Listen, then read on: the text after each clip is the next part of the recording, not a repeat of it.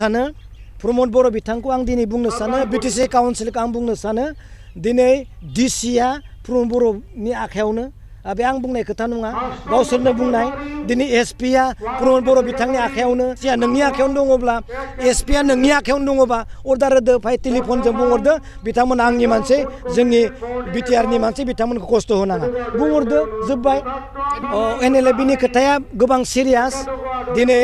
आं फंसेल' खोथा बुंनो सानो प्रमद बर' बिथांखौ आं दिनै बुंनो सानो बिटिसि काउन्सिलखौ आं बुंनो सानो